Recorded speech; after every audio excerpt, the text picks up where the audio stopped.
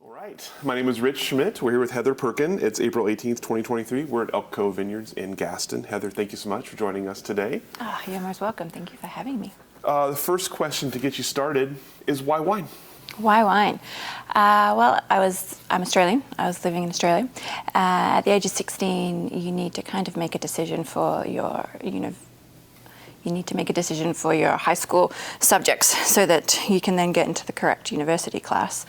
Initially, I was thinking business, but my dad pointed out pretty quickly I didn't have any business subjects, so that wasn't ideal. At that stage, Dad was developing a vineyard, so we were living on the vineyard. He was developing it. I was getting to know the other growers in the area, and I was participating in tastings at the local winery. It was a very new area, Perkin wine region, on the border of New South Wales and Victoria. Through that, Dad suggested, why don't you do viticulture? And I thought that would be a pretty neat job going in the wine industry. People seem to travel a lot. Everyone I was meeting in the area, it was their third or fourth career. So I thought, well, why don't I just jump straight into that career? It didn't occur to me that a lot of them were making their money from previous experiences of doctors and lawyers, but anyway, so I thought, yes, I will do viticulture. I worked one really hot summer with my dad, and I melted, very fair skin, and I couldn't handle the heat. It didn't occur to me I could work in a cool climate. So again, Dad said, well, why don't you try winemaking? And I said, yep, that'd be great. I'll give that a go. By now it was year 11, and you're supposed to have already kind of be set in your subjects. I needed chemistry. I didn't have chemistry. I dropped that one pretty quickly. So in year 12, I was doing year 11 chemistry just to get the basics. But still, I got into the course at Adelaide University for winemaking. I did a bridging course. I met two of my lifelong best buddies from doing that course, who were great support through the degree, and still to this day.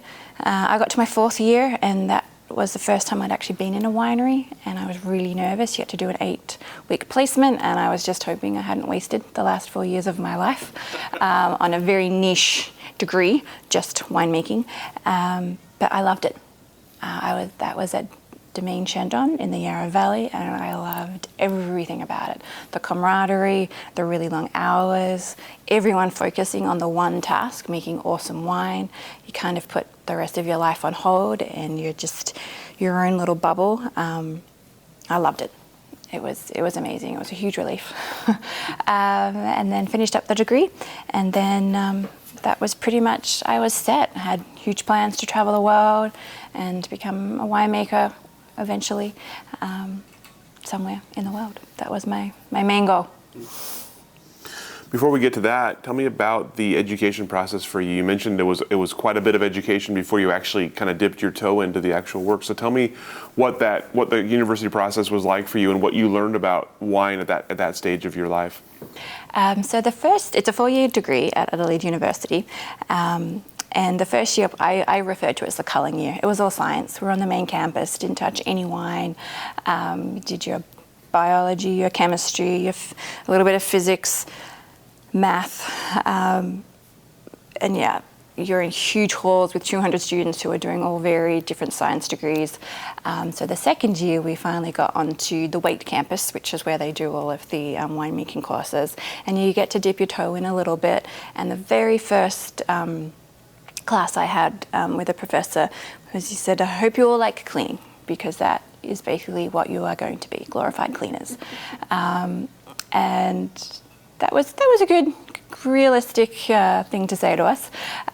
We started to do a little bit more of wine, introduction into wine classes, but it really wasn't till that third year where we got to make a little wine on campus. My team made a Sangiovese and a Semillon, nothing at all that I make today. And that was amazing, because that was paired with making wine and then starting to do the tastings around the world. I also got myself into the wine club on the tasting panel, so we could do more tastings and get more exposure.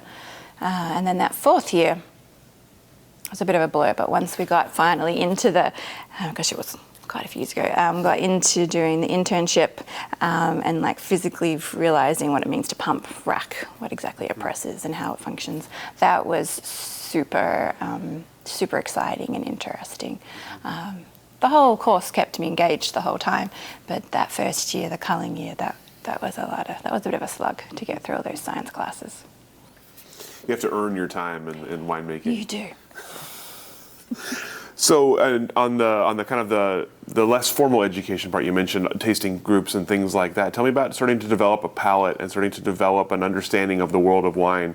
As you were nearing graduation, did you have sort of favorite regions or favorite varietals or places you wanted to go and make wine? I'd say it took me quite a long time to develop my palate. I definitely did not have it at the end of my 4-year degree, potentially because I was an 18-year-old at the beginning of my degree, and just mainly tasting in the tasting groups. I think I was a little bit biased to Australia. I was really excited about Cabernets from the Coonawarra, Rieslings from the Clare Valley. I was aware of wine around the world, but I really hadn't had a huge exposure for what I know today.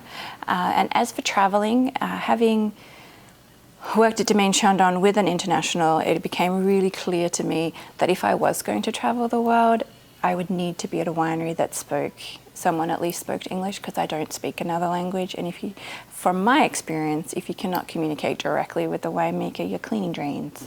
You're not doing a huge amount of fun work. So for travel, I had just assumed it would be English-based countries. I really did want to go to France and try Italy. I have not done that yet. So I was a little limited, which is kind of how I ended up here. I finished my degree and went and worked in the Barossa Valley at Elderton's and participated in making amazing Cabernets and Shiraz. But that was only a 4-month period. And if you don't have a full-time job in the wine industry, you need to act like a surfer and follow the season. So I just completed the Southern Hemisphere harvest, so I need to do a Northern Hemisphere. And I was chatting with a friend at uni, Dan, who had gone to uni with Dan, and he mentioned that he was going to come to America. And I was like, yes, English tick. Okay, so where in California are we going to go? And he goes, no, we're going to go to Oregon. And I was like, oh, I don't know where that is. He goes, it's just above California. I went, okay. And then I went, okay, I'm looking at the map. The Willamette is huge. Which section are we going to? And he said, let's go up to the north. And I just randomly was at another event and bumped into someone who'd already been here. And he suggested some places to apply to, because I didn't know about winebusiness.com back then, or even where to look for jobs overseas. And so I just sent off my resume to the 6 places, and Elk Cove was the first one to respond. And I had an interview on a Friday morning. I was late for my shift, but it was my last day at Alderton. So I remember texting the winemaker saying, I'm going to be a little bit late. Had my interview. I was hired on the spot, and they wanted to give me the weekend to think about it. And I was like, nope, lock me in. I need to get my visa. I need to get my passport sorted. Like things neat and tidy and organized, so let's get going. So I got to rock up to my last day at Alderton's and say, hey, I'll be fine. I'm going to head over to Oregon in September. And I came here for the harvest in 2005. I still remember the first drive up Olsen Road where the winery is situated. And it was so green. It was so overgreen. You were like driving through a tunnel of greenness. And I'd never thought of Australia as not green. But since coming to Oregon, there are so many shades of green. It's mind-boggling. And I remember the next time that I went home, I was like, wow, there are so many shades of brown. I had no idea we were so brown in Australia. But back to the first harvest in 2005, it was incredible. It was, 2004 was my first harvest. It was pretty wet. Well, it seemed wet to me. Again, coming from Australia, it's all different perspectives. It was a small team. There was 3 of us hired in addition to the normal staff, the full-time staff. And I loved it. I was amazed at how green it was. The Pinot was just coming from Shiraz and Cabernet from the Barossa. I was thinking, at that time, Australian Pinots are pretty thin and light, and I was blown away instantly by the depth, the colour, and the flavour intensity of the Pinots. They truly are amazing, and really enjoyed the staff and the team here. Following this, I got a job, because again, it wasn't full-time, needed another job. I went to Saracen in Marlborough in New Zealand. I was at that stage quite keen to try and get a permanent position in New Zealand. That's a very tricky thing to do. There are a lot of winemakers graduating in New Zealand and Australia, and a lot of us do want to be in New Zealand, and there's only so many jobs available. At that stage, I got a call from Adam saying that the assistant winemaker who had hired me had moved back to New Zealand. He was a New Zealander with his wife, and that they were trying to get the same crew together from 2004. Would I come back? I was like, yes, this is going to look incredible, my resume. The one place 2 times in a row. This would be perfect for getting a next full-time job in Australia. I came back. Adam's sister, Anna, who's now full-time on the staff, had just finished doing her Peace Corps, so she was going to work harvest. Adam's niece from Australia was on a gap year, so she came and worked harvest with us, Sophia, and then our VP of sales, Shirley, was going to come in and work harvest. So we were an all-female team in the winery, and then, or part of the winery, and then we had Jose, our full-time cellar master, who's been here for longer than myself, running the sorting table. We got the vineyard crew in to assist with the sorting table, and they did the barreling, the pressing. And yet we were still a little short-staffed that year, and the office staff would come in on the weekends and do, I remember Rob and our CFO and his wife would come in on the weekends and inoculate for us. The tasting room staff would come in and do punch downs in the evenings. It was a pretty amazing experience. Everyone was all hands on deck. Again, it reminded me of that first harvest where we're all in our little bubble. We all had the one goal, and we were all focused, and it was just such a great team spirit. So at the end of that harvest, or nearing the end, Adam asked me to come on as assistant winemaker. Part of the deal was I'd stay at least 2 years because they were going to pay for the visa. And I said, again, yes, this will be great. I'm going to be totally headhunted for a full-time job in Australia. This is going to be so good. I need to have that full year experience. I've done a lot of jumping around. This is really going to cement winemaking for me. And within a month, I met my now husband. So I ended up going through the green card, getting married and whatnot. And so since 2004, full-time since 2006, I've been here at Elk Cove going on 17 years. Oregon wine just grabs you and doesn't let go sometimes. It pretty much does. For me, anyway. Tell me about, you mentioned the first harvest and your first harvest here in 2004 and your impressions of it from a kind of the camaraderie and the hard work and the one goal. Tell me about your impressions of the actual work of making wine. What did you think about after your professor had told you were going to be a glorified cleaner? What did you think about the actual work of harvest and making wine? Pretty amazing. Pretty incredible. You can bring in a raw material, these beautiful bunches of grapes, and you just do a little bit of destemming, and then you get it in a tank, and just how careful you need to be with Pinot, because you don't want to disrupt those seeds. Those seeds they don't ripen at the same rate as the pulp like they do in Merlot, Shiraz or Cabernet, so you don't want to get that green tannic character in your wine. So just the fact that there are so many different things you can do for different varieties, though I'm very familiar with the Pinot Noir ones, and not so familiar with the other varieties, nuances, having worked with Pinot for 17 years, but just that there are such simple things that you can do, and yet they can have a grand effect. So pumping over through a screen so you don't get those seeds churned up in the pump, using a diaphragm pump so you're not even churning, you're just gently moving them. The cold soak is always an amazing thing to me. You get that colour and all those other goodies coming out of the skins. Yeast is amazing. One yeast is not all yeasts aren't the same. Some can really emphasize fruit, some can do more structure, some can be fairly neutral, and whatever you pick is going to influence those grapes. I often tell people that it's my job to shepherd those grapes to bottle. The vineyard crew, for Pinot Noir anyway, need to do at least 11 passes. A lot of it is hand done. We're not, with our hillsides, set up for a lot of mechanical action. So there is so much tender love and care done in the vineyard. And on top of that, Mother Nature can do what she likes, and she does.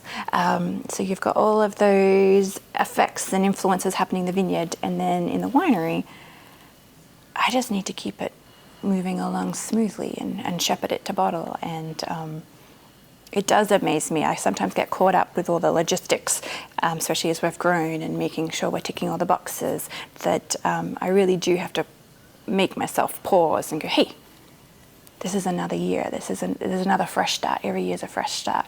And to really sit there and enjoy it. And I really do enjoy thinking, well, what if we did do something different? What will be the effect? And I seem to have a little bit more bandwidth these days to be able to think about that. So I've been playing around with a yeast in cold soak to see what could that do? Could we do less sulfur? What effect does that result in? So yeah, I really do enjoy the winemaking. I love that I can put it into bottle with it before the next harvest. That's what we do here at Elk Cove. And then I don't sell it, so I don't really need to think about it. Then I get to refocus on the next year and what did work last year, what could we try this year? And then, of course, it's never the same because then Mother Nature does her own thing. And so what you did last year isn't necessarily going to pertain to this year because the grape is different, even though it's from the same vine and the same block. And I love that. I love that every day is different, every year is different. Every now and again, it's okay to have 2 days in a row that are the same, but the randomness, the flexibility, the variety of my job is pretty amazing. And I don't think I would have got that if I had gone into my business. You mentioned when Adam called and offered you the assistant winemaker job, you were thinking in terms of seeing the full year of wine, which we hear a lot from people who've done harvests, but they've never seen the rest of the year. So tell me about that experience of seeing the not harvest parts of the year. What was that like the first time through, and what did you find sort of appealing or concerning about the sort of the not harvest parts of winemaking? When I first started, harvest is intense. And then it kind of slows down for a bit, but all of a sudden you've got to get the whites ready for bottling. So you need to stabilize and making sure they don't throw any hazes for the consumer if they leave their wine in the freezer for too long, or they leave it on the back seat for their picnic and it gets too warm. That period is kind of intense. You get a little break while harvest is winding down, and then all of a sudden we're trying to get to bottle in January. And I hadn't anticipated any more like peak points. So all of a sudden you're sometimes working 6 days a week because you have a bottling date and it needs to get ready in time. And then bottling happens, and that's early mornings to clean the line. And then the bottling team, cellar master Jose runs it with the vineyard crew, and they do an amazing job. And as of my role here, I don't just typically have to do much on the bottling, so then I get a little bit of breather while I'm working on the next wine to get ready. And then once the whites are done, you get another little break, and then you start working on putting the red blends together, which is amazing. That's the glorified part that everyone thinks winemaking's all about, where we go through and we taste barrel by barrel and look at what grouping of barrels will make the perfect blend for the consumer. That is definitely a highlight for me for the year. And then you get another little break while they're all getting racked, because I don't participate in the racking for me personally. The team does that. And then I'm blending and I'm cross-flowing, and then again, we're back to getting ready for bottling again. So I was surprised at the ups and downs. I had this vision, harvest was intense, and then the rest of the year smooth sailing, which it is in retrospect, but there are definitely peaks and valleys. That was definitely in the early days, but at our capacity right now, it is pretty much solid medium intensity for the rest of the year. So what you don't see at harvest is that stabilizing, the blending, the cross-flowing, and the bottling, and all of the critical points at bottling, making sure your sulfur's right, your CO2 is good, your O2 is good as well. So that's the fascinating bit, seeing it go all the way through. And when you do have lower pressure points, that's when you're catching up on your paperwork, and do you have all your SOPs in, and have you done your ordering for the next bottling round? So putting it all together and seeing the big picture was what I was really keen to see, and how you do all the timing of all of that so you don't drop the ball on ordering glass or forgetting a blend or whatnot. So tell me about your role then. Take over as assistant winemaker, and you stay in that role for a while. So tell me about how that role, how long it took you to feel comfortable in that role, and how it sort of grew and evolved over the years as you got comfortable, Adam got comfortable with you, and as the brand was growing. I think it took me at least 2 or 3 years. I feel like I like to slow and steady is my style. I remember my first day, I had to go back to Australia to get the visa, and then I came back on January the 6th, 2006. And I was living with Adam Carey and his kids for the first month while I tried to figure out where I was going to live. And I remember rocking up, they'd already started bottling, and they didn't need me for bottling, everything had been prepped. And I was like, oh, right, so what do I do? I've always been told, today this is what you're doing, and it was the first time I was like, oh, I get to decide what I'm doing. What should I be doing? Should I be doing something? And I remember going through all the cupboards and cleaning out all the old chemicals, and then I was like, oh, there's a file, let's go through this file, and just organizing and tossing out what wasn't relevant. And then once I had the lab all sorted, I was like, okay, well, let's start cleaning tanks and scrubbing inside outside. And I just kind of like if you're moving into a house, you get everything spring cleaned and in order, and then you figure out what the next task was. So I think it took a couple of years to figure out what the swing of the routine was. I didn't appreciate how thick my accent, so it took people a little while to get used to what I was saying, and I was very grateful to have a boss who was married to an Australian, so he was quite easy to understand me. So I think it took a while for everyone to know what I was actually asking, and for me to learn how to ask it correctly for them to understand the answer that I needed. And then just going through that calendar year, I think by the 4th year, I was starting to do some of the ordering for bottling. Adam is very good at pushing us, giving us challenges, and feeding us new information. So it was, I think the first year was just getting used to working with the team that was already here, Adam and Jose, and then figuring out how I could help. I love cleaning and quality control points and tightening things up. So I think that was my main role for the first couple of years. About 6 years in, I was made associate winemaker. By that stage, it was just as we were expanding into 2 new buildings that we'd just built. So by that stage, we doubled in size. So again, those first 6 years was just getting the SOPs sorted and figuring out space and organization, and color coordinating things was my big thing. So I think slow and steady was the trick to it. And then by the time I was associate winemaker, I was starting to take on all the bottling ordering and all the barreling ordering, and still the organizing the whole time through. I've always been hiring the interns and training them. So as we expanded in production size, I just kept getting more jobs. And then we had the second brand, Pike Road, come on, officially launched in 2016, but with 2015 wine. And so that was another layer to the part. So though my role has slowly expanded, so has the company and the challenges, and I just kept getting fed more tasks, more duties.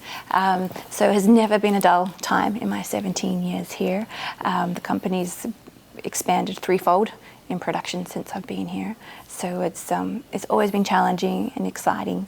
And again, still never a dull day. Let's talk about that growth a little bit. Obviously, that's as you're in it, that can kind of be hard to maybe see sometimes. But as you look back now, tell me about sort of handling that level of growth and scaling all the things you were doing. Were there major shifts you had to make in either your work or in kind of the yearly work of the team, or did it feel more gradual than that as things were growing? It was definitely gradual from 2006 to 2012. We had all the production up to, for the first 2 years, in the main building, which was super tight and cramped, which at the same time made it very easy to know what was going on because it was all in one room. And then I remember when we moved all the red production into what we called the red zone, which was our warehouse. And I remember thinking, oh, how am I going to keep track of 2 rooms? But then we did the 2-room situation for another 6 years. And then when we built the additional 2 rooms, so all of a sudden we had 3 rooms because the red zone that we called became just a barrel space, so we weren't fermenting in there. When we expanded to the 2 big rooms, Big Red and Little Red, I was a little nervous. I was nervous about interns walking too much, trying to find things. I spent quite a bit of time going, okay, how can we replicate bucketries in each room and cleaning supplies in each room, and where should we have all of the red additives versus the white additives. If we have them in one spot, everyone's walking too much. I really like to organise things, so it was a really fun task for me. I visited other wineries. That's the one amazing thing about Oregon. And I say it only because other areas might be the same, but I don't have the experience of having worked there. But in Oregon, I can always call a fellow winemaker up and say, hey, can I come and check out your facility? How do you cope with 3 different levels? Lembelson, for instance, has 3 different levels, and I remember doing a tour and I noticed they had cleaning products on every level, and they're like, yeah, we can't have people walking up and down the stairs wasting time. I'm like, oh, that's amazing. So taking little tricks that other wineries are doing, I pull them together. But thankfully, that first harvest in those 2 additional rooms, 2013, was a smaller crop for us. And we had this huge space. We didn't actually utilize it to the capacity we are now. So that was a nice ease into it. And then, of course, we went POW in 2014. And then the last 2 years, we've really gone with that POW with our largest yields. But it was definitely gradual. And walkie-talkies are amazing. Keeping all the interns easily accessible, me and them, has been amazing. But definitely gradual. And just making sure I have enough time to kind of nut it out. I do like to nut things out, but with my team and with other winemakers. You mentioned blending as being kind of a highlight for you. Tell me about developing that skill. Obviously, it takes a lot of experience and a lot of talent, I guess, to blend properly. So tell me about developing that skill and finding sort of your part of the Elk Cove taste. What Elk Cove is going to be. What's your role in that?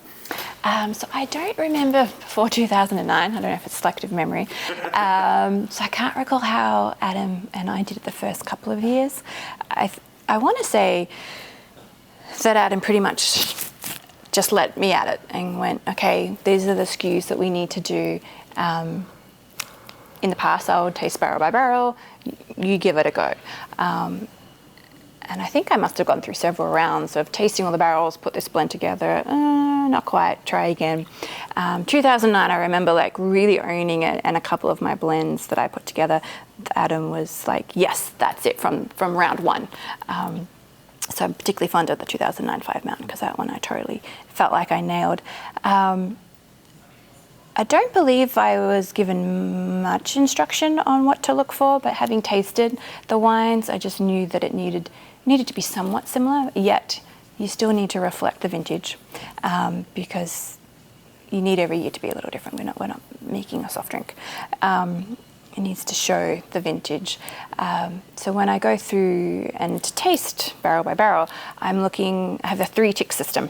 3-tick, and it's amazing, and it probably should be considered for reserve level. 2 ticks, it's a shoe-in. 1 tick, maybe not. And you have to write at least 4 descriptions. When I first started, I believe we had 800 barrels.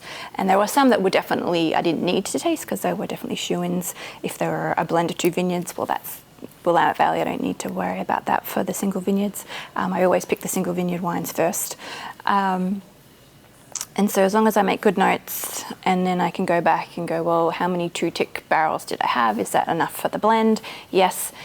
Is it around, and those early days we used to look at 50% new oak. So as long as I had 50% new, then pull a sample of each barrel and taste it with Adam. Did it work? Could the vintage handle that much new oak? Yes, no. If it was a no, go back, knock out some of the new barrels and find some of the 2-ticks that weren't from the new barrels and see if that combination works together.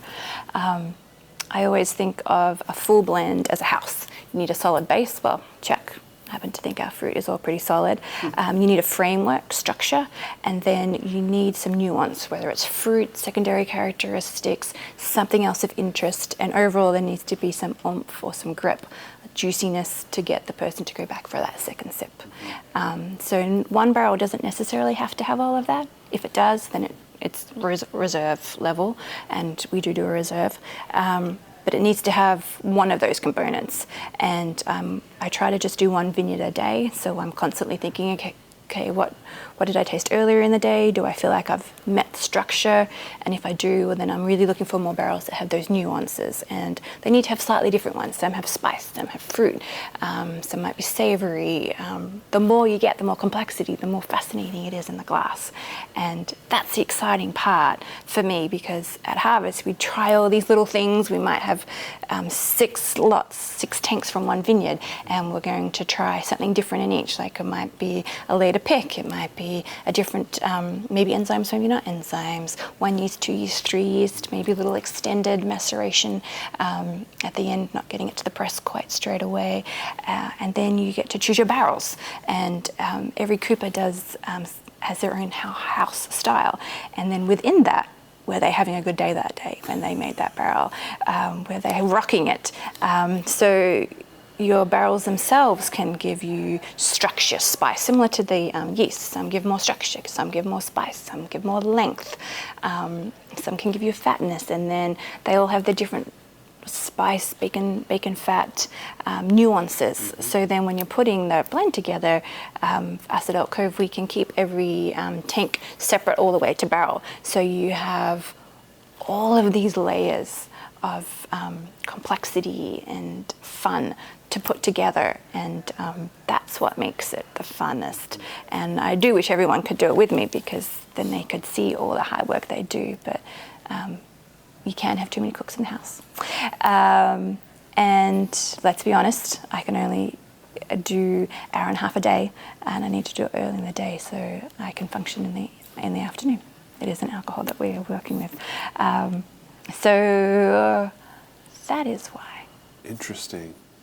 That's one of the interesting descriptions of blending I've ever heard. So following up on that, tell me about sort of creativity for you. How do you obviously talk about shepherding the grapes. All the work is done. You're trying to shepherd the grapes into making great wine. So at what point do you kind of impart creativity into the process, and what do you feel like are kind of your strengths when it comes to creativity in the winery? Choosing yeast, I think, is a big one. Trying to decide how long it should stay in tank versus pressing it off the skins, and some of that is logistics. You can only press so many in a day, but you can put the order of preference out for that one. Other points of creativity, I believe, are your barrel choices. I haven't had a lot of influence myself, but now as head winemaker of Pike Road, I get to be a little bit more, I get to pick my barrels. So I'm really excited to really dig into my coopers, and I've been wanting to for a couple of years go to that next level of coopers and vineyard, and which ones marry better than others. When a tank is in ferment, and someone might say, oh, I feel like that's stinky, you get a choice. Do you want to like push the yeast a little bit? Because sometimes when yeast is stressed, they can do some interesting characters, and then sometimes those interesting characters are not what you want in your wine. So you get to have a choice there. I'm usually definitely more on the cleaner side, but that's an also point that you can affect it. How many punch downs versus pump overs are you doing? I like to cut punch downs back to every other day at 2 bricks. That's the choice I get to make. What are some interesting other ones? I think that would be the big ones, aside from the blending. It would be fascinating to have Adam and I go into the barrel room separately and taste through a lot. We haven't done that for a long time, ever, I don't think. And see what 2 different blends we would come together. I mean, we always, Adam gets final say on what the blend will be, but it would be fascinating if we'd be the same or different after working together for 17 years. So then, with the finished product of the wine, what are the sort of the key characteristics, not even necessarily from a wine perspective, but what are the key reactions you would like to a bottle of Elk Cove wine? What would tell you that the process you went through was correct and you came out with the answer you were hoping for? That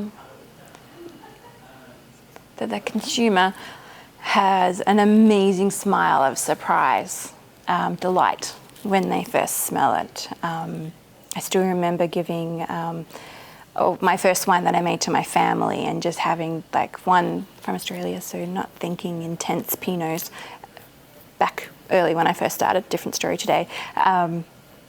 But just that surprise of the color and the intensity and the length that they can get in our wines, and the concentration of fruit.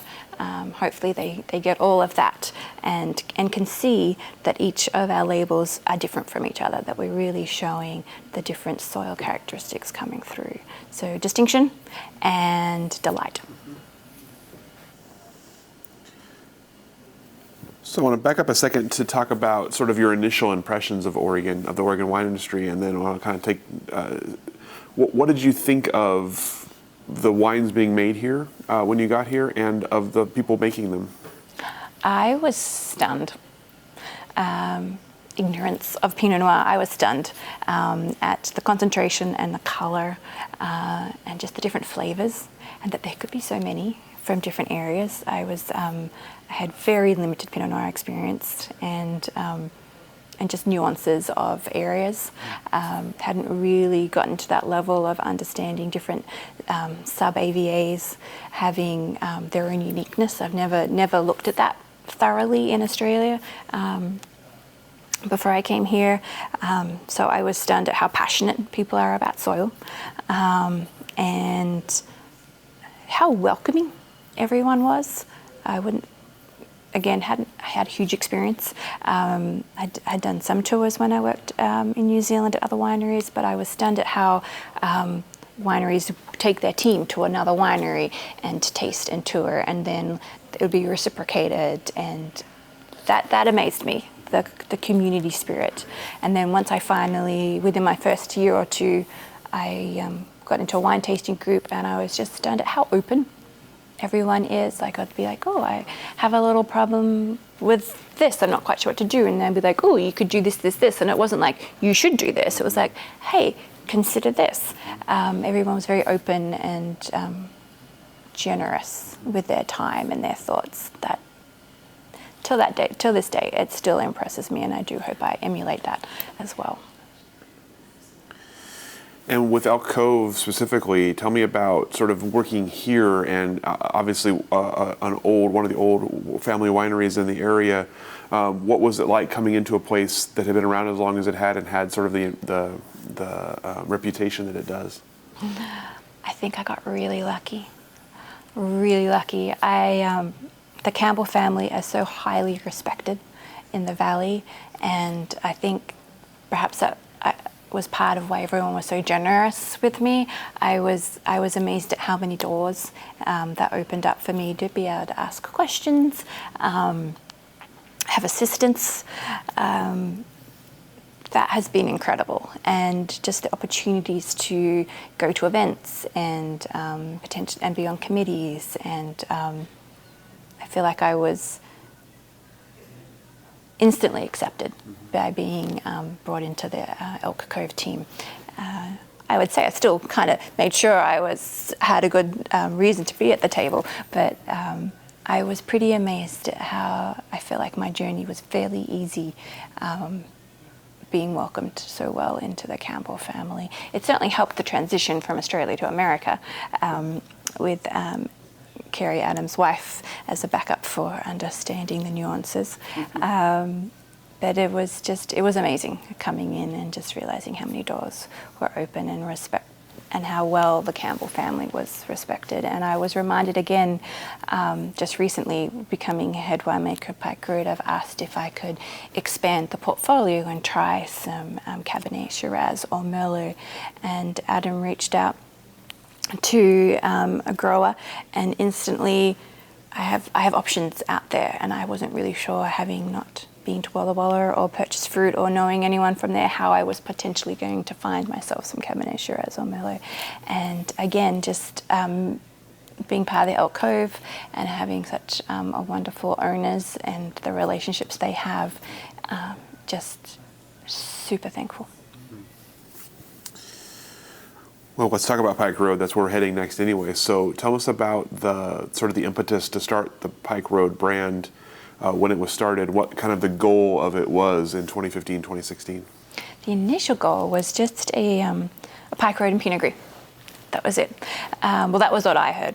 Anyway, and the goal was Adam really wanted to bring Elk Cove back to estate grown. So initially, when Elk Cove was founded in '74, it was only made from fruit off this property at the winery. When Adam came on board, in the late '90s, he wished to expand the company. He did that two ways. He, his wife, and the Campbell family went and bought Mount Richmond, but that takes a couple of years to come on board and be planted. So in addition to that, he started purchasing fruit from around the valley. It's different AVAs that we don't grow fruit in, that helped expand the brand, but wanting to bring it back to being state only or state grown. Adam didn't wish to stop those relationships that he'd had for 20 years. So therefore, we needed another avenue for that fruit to go. So Pike Road was born. So we could put all of our purchased fruit in there. It's an amazing ability for Adam and I to be able to get fruit from further afield that is not at this stage logistically practical for us to buy and plant and maintain. To send our crew down to Yola Amity is a significant drive and would take a lot of time for all of the different tasks that were required in the vineyard. So to be able to to be able to purchase fruit from those areas is fun. I'm really excited to work a little bit more with Yola Amity because I have had limited exposure, and that's area sub-AVA fascinates me. So that's the coolest part about Pike Road, is that we can get parcels of different fruit that we wouldn't necessarily be able to have land in and grow ourselves, and we get to experiment and have some fun with it and then sell it, which is always good for the business. Pike Road went and expanded once we set up a tasting room in Carlton, and I can't recall, that I think was in 2017. And if you have a tasting room, you need more than 2 wines. So you need a couple more Pinots, another white, and then if you have a tasting room, you need a tasting wine club, and then you need a few more SKUs to be able to ship throughout the year. So then all of a sudden it went from a 2 SKU wine brand to now it's 9. And so it is becoming its own entity, but it's all made here on the same facility and with the same team, just me heading it now. And it's super fun. You got your Elk Cove, which is it got its style, beautiful style that it's developed over 50 years, and now Pike Road, we get to change things up a little bit and experiment and see what works and doesn't.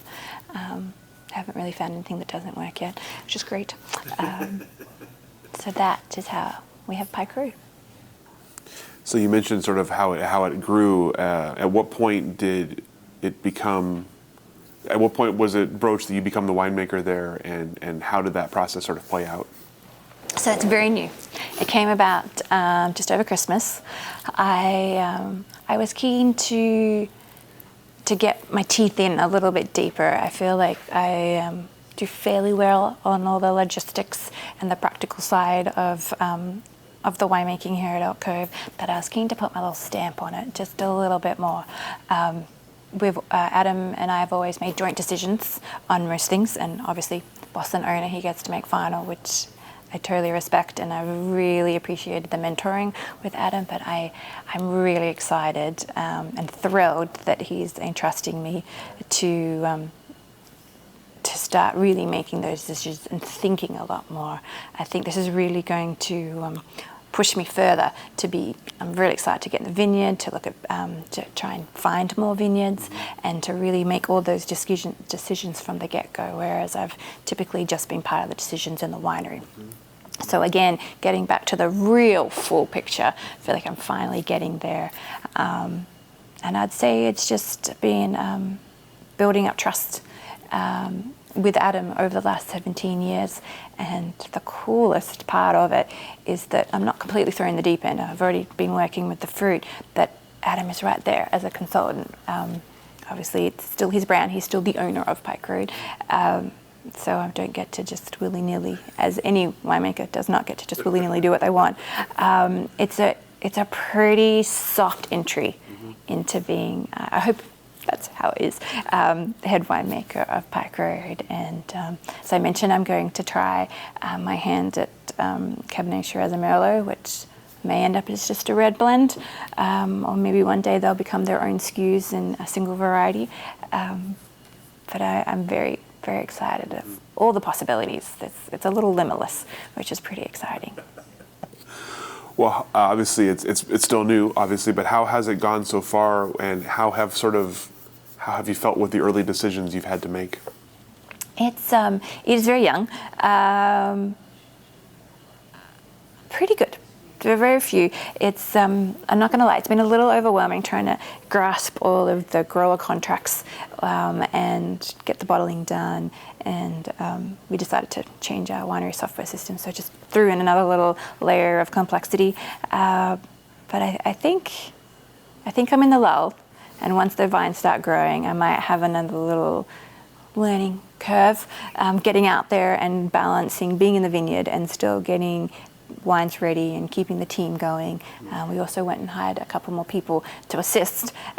So it's been a very interesting juggling act, getting the new members of the team up to understand the level of what we do and how we do it and why we do it, as well as trying to grasp the vineyard side. And I'm very excited. I'm a little nervous about it all, but so far, what are we, 4 months in? Okay. You've survived the first 4 months. That's good. That's good. So you mentioned kind of wanted to kind of dig your teeth in and kind of put your stamp on the brand. So tell me, over the kind of the coming years, as you start to take this brand on more and more, what kind of things are you looking for? Maybe there might be like signatures of Pike Road, or that might be something that people would know it for. I think variety of vineyards. I'm really excited to get. As I mentioned, we've worked a little bit with Yola Amity. I'd like to get a little bit more down there and just explore the other sub-AVAs that I haven't even touched on. I think I only briefly worked with some McMinnville AVA fruit. I'd like to just see what else is out there and what we can express. And I'd love Pike Road to be known for, the variety of vineyards and just expressing the different AVAs. We came up with a really cool concept of a soil series, where we try and highlight a different soil series each vintage. That's extra amazing. So I'd like to be known for just really showcasing the vineyards, the soil and the area. So I want to back up for a second to 2020 and talk about that year for a second. Obviously, as the logistics and organizing person, you had a lot to do in 2020. So tell us about harvest that year and sort of dealing with the difficulties and challenges that are being thrown at you. How did that year go for Elk Cove and for Pike Road, and what was sort of your role in getting the team through it? Getting the team together was super challenging. Borders were closed. We regularly get international staff for harvest, so just the hiring process was challenging.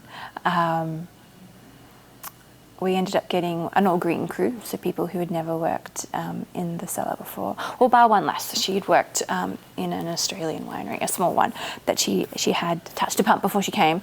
So that was fascinating. I was with my family. My son had lung issues really young, and he was only 16 months when COVID hit. So we'd totally took everyone, my other son also, out of school, and just kind of clamped down and tried to bubble in the house. And I was trying to still work here and work at home with the kids and a winemaker. You can't take the tanks or the wine home. Really tricky. So trying to just juggle that and then start figuring out how to hire people, and then how was I going to switch to being 6 days a week from being 3, 12, 14, 15-hour days was fascinating. So you had the family component, trying to figure out how to keep them safe, and then hiring all of these new people. And then how was I going to train them individually, because keeping everyone 6 feet apart was fun, and making pods and figuring out where they were going to live. But we got all through that, and we got them here, and everyone turned up, which was amazing. And then, as we know, we had the fire, and so we're already wearing masks, but now everyone's wearing super thick masks to try and make sure we can breathe, and making sure everyone feels healthy, let alone COVID healthy. we picked quite a bit before the smoke, and we are further, and most of our vineyards are further north. So we were very fortunate in 2020 that we had limited effects. And then trying to figure out what to do with any fruit that did come in potentially with smoke taint, because you don't really know until much later down if it's going to show itself or not. I had limited bandwidth. I'm going to be honest. I was a bit more logistics, keeping everyone healthy, COVID-wise, keeping everyone healthy, smoke-wise. But again, there was that whole Oregon community where everyone was sharing everything. And Adam was really on it, trying to find out methods. We pretty much just kind of tweaked a few things, less skin contact, because the smoke gets stuck in the skins. And then went to barrel. It was a low yield of a year, which was a plus and a minus. So we didn't have a huge amount to deal with. And then we got it to bottle, and it was, I mean, every vintage I'm always happy when it goes to bottle and it's gone. But there was just so much other stuff. I couldn't get into my vintage bubble because I was worried about the family, I was worried about people getting sick. I couldn't just immerse like I like to do every year, which doesn't always work with a family. Anyway, so it was a challenging year, but it was just different challenges. The people and the weather made it tricky. But we did it. And I think we made some pretty good wine with all those challenges. But we were very fortunate. What were the biggest takeaways for you from that, coming out of it? You mentioned kind of the Oregon community and everyone sort of dealing with smoke together. What were the biggest takeaways for you as you look ahead to the future of with another event like that possibly happening again? I think the camaraderie. Everyone's pretty quick to share, because we want all the wine in the Willamette Valley to shine, because then we all win if we all make good wine. So I think we're all pretty keen to always be ready to do our group chats, and then the synopsis after harvest, like what worked, what didn't work. We did a lot of that, a lot of tasting, a lot of ongoing trials to see, did that really work? Did it only work for 6 months? Did it work for 12 months? Just reinforced, I guess, what we all really did know, that we're all here together, and we're here as, like I mentioned, we want everyone to shine, because that lifts the whole valley up. You mentioned earlier in the interview, and kind of came back when you talked about smoke, you talked about sort of the experiments and the things you like to try. Tell me about how those have become part of sort of your standard yearly cycle of winemaking. What kind of experiments are you working on now, or have you worked on in the past that have become part of the program? And how do you sort of gauge success when you're looking at winemaking experiments? The gauging of success is usually right at blending. You can look at things and get really excited when it goes to barrel, but you really need to see the full evolution of the wine's life. I don't do anything too crazy. Initially coming out of university, like, right, we're going to try this and this and this and this, and Adam was like, let's just think about all of that. And he didn't damper my ideas, but I have definitely learned to be a little bit more mellow and to read the situation, not just go crazy. Yeast. I love trying different yeast, and I enjoy looking at micro-locks and just some of the other fascinating tools on small lots. The most exciting experiment we have the interns do every year for the last, since 2018. No, 2017 was the first year. We give them 7 tons, and they get to do whatever they want. The deal is they need to do it as a team, which is its own little fun watching experiment. That we've had whole cluster. Usually, the majority will always go whole cluster, non-intervention, and just let it go, because that is quite the extreme from us. And we always try to give them a control tank of this is what we would normally do, so you can compare and contrast. Since the team has gotten bigger, we've decided we give them 2 tanks that they can split up if the team can't quite decide. But we've had a white Pinot made, red Pinots. Last year's team split it in 2, and they made a rosé with stem contact. So it's fascinating watching these younger people usually with all their exciting ideas, because they've generally traveled a little bit more extensively than me, that they're like, okay, we're going to try and make this style. And so we get them to do a tasting beforehand, and we pull wines from the area or the style they're looking for, and then get them to taste. And I get to listen to what are they trying to pick up, what are they wanting it to be, and then listen to how they're making their decisions. And we're pretty much whatever they like. They just can't ferment in barrel because we don't have the capacity to do that. And that I find fascinating.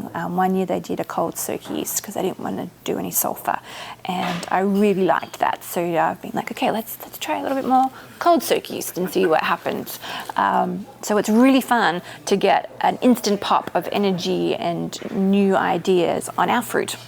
And see what works, what doesn't. And they don't all get to see it because they're just here for the 12 weeks. If they're local, they get to come back and taste, and I still get to put the blend together. Pretty much once it gets to barrel, then we get to tweak it. But some of them don't like to add much acid, and so we let it go for as long as we can, and then they're like, no, now can you tell it's fat? We need to tighten it up, so we're going to add a little acid. And that alone, letting it go and then adding it, it's not our normal protocol. We would tweak it early, because generally earlier is better. But it's fun to see it go and go, oh, that's why we do it earlier. So I love, every year I love the Harvest Crew, that's what we named the label, to see what they do and to be reminded, oh yeah, that's why we do it this way. It's not a negative, it's just a preference. So that for me is the most exciting. So along those lines, you mentioned that hiring and training the interns was a big part of your role, and has been a big part of your role. What do you feel like are the sort of the biggest things you try to impart to them during the time here, and what are the sort of the success stories you've had from people who've come through as interns at Elk Cove? I try to impart a knowledge of everything, or at least the mechanics of it, whether or not they grasp the big picture. It kind of depends on the person and how many harvests they've had to where they're at. I find the first couple of vintages, you're really just getting the mechanics down, and once you've got that, then you can broaden it. That's my experience. So hopefully letting them leave with a knowledge of how to do everything, like how you hook up a pump for a racking versus a transfer versus a pump over. So the mechanics, a little bit more knowledge of winemaking and the why. If they're ready for that, I do really try to help them with the why we do this. And a little more knowledge of like where does this fit for you? Like, do you want to keep doing your harvest to harvest to harvest, and try and encourage them to think about the bigger picture, like where do you want to aim, if they're ready for that. And again, usually first harvest, you're not thinking that. So a little tailored to where they are in their journey, and to remind them that it can be fun. It can be really, really fun. Usually they have so much energy that's not a factor, but tightening up their skills. Mm-hmm. So they definitely leave for their next place with more skills and a higher understanding of what they entered with. Mm-hmm. And have you seen success from that? Oh, yes. There are several. So I love it when an intern stays in contact. So there are several who have become winemakers in New Zealand, or they've moved. Was there a couple? Yep, no, Washington, Arizona. The ones that get through and make it to assistant winemaker or winemaker. Not that if they leave the industry, I think it's a negative either. But success is that they keep in contact, and if within the harvest team that they kept in contact with each other. So there was a couple of guys, I think, mid 2000s, who were in each other's weddings. And I think, great, if you can be living together and working together 7 days a week, living together 6 days a week, working together, and still be friends afterwards. And I feel like it's not all on me, but I feel like we gave them a great experience here at Elk Cove. So yeah, keeping in contact with me, with each other, and still keen and still loving Pinot Noir from Oregon. Well, the sort of last question on that track is about Pinot Noir, so I'm glad you brought that up. So you mentioned coming here with very little experience of Pinot Noir and a very different impression based on Pinot Noirs you'd had at that point. So tell me about learning to work with Pinot Noir and learning to love it, what have been sort of the biggest sort of lessons when it comes to the mechanics of it and when it comes to the treatment of it? And how have you seen Pinot Noir here at Elk Cove and in Oregon more generally change in the time you've been here? I think learning to be gentle with Pinot Noir, again, those seeds, and just making sure you get a good temp at ferment. I find if you can't, we like to peak at, getting all my Celsius and Fahrenheit, 86 Fahrenheit we like to peak at, and then bring it down to 80. And I find if you can't initially get it up there, you're going to have a green note in your wine, and I don't find that marries well with the Elk Cove wines. So temperature, really acknowledging that temperature is a thing, being gentle with it, and then giving it a little patience. Like you get it into barrel and it shuts down, and to be fair, maybe this is similar for all red varieties. Just giving it a little bit of time to calm down, settle, and then to be able to begin that blending. So temperature would be the big one, and being gentle. And how have you seen Oregon Pinot Noirs change, or have you seen them change since you got here? I think we're doing a little less new oak than initially, like here, particularly here at Elk Cove. We used to start with 50% and then go up or down on the vintage, but typically we're starting at 30 or 40%. So I've seen us do a little less new oak, and but then you got to query yourself: is that because of the seasons that Mother Nature is throwing us, or the general trend of the winemaking style? So I do think they all marry together, and they're a little more fruit forward. So, and I think maybe that's the temperature of our ferments, and Mother Nature is giving us in summer. We've just got a little bit more fruit to play with and concentration from the grapes, and perhaps we had when it was a little cooler. Still a cool climate, but when our summers were a little cooler. So we talked earlier about your sort of initial impressions of Oregon wine. Tell me about, outside of Pinot Noir now, what other changes you've seen? How has the industry changed since you got here, and what does the industry look like in 2023 to you? It's a lot bigger. There are a lot more people making wine, which I think is amazing. I love that there are so many expressions out there that all the winemakers are making for their different labels. I love that there are still small labels. We're not getting big and bold. I don't foresee it's the people making wine in Oregon. I don't see that changing a great deal from the original pioneers who were doing it because they loved it. Pinot Noir is a bit of a labor of love. There's a lot of need in the vineyards. You never know what Mother Nature's going to give you. We may not all become super billionaire people from this wine industry, as you might see with other wine industries. So I think we're always going to have the smaller producers, the boutique producers. I don't see the big companies getting insanely big. I think they are going to grow because they're a business, that's their goal. I think we might see a few more international buyers come in, but I think the whole pioneer Oregon spirit is always going to remain. It'll be fun to see what, if we see any third generations come in. We're seeing a lot of second generations. Adam's a second generation. It'll be quite fun to see in the next 10 to 20 years if his kids or the cousins will come into the company, and likewise for the other second generation families. I reckon we'll start seeing more second generation families in 22 years. So I think we're just going to keep expanding, but at the same style and tiers that we already have. I think they're all just going to expand. Is there anything else you see for the future of the Oregon wine industry? Are there things you're excited about that are coming down the road? Are there things that you're concerned about coming down the road? Climate change is always a concern. While I hope that we don't become super conglomerate corporate, that is always a little bit of a worry. Though I think that's a worry for a lot of people, so I'm optimistic. But that is always a concern.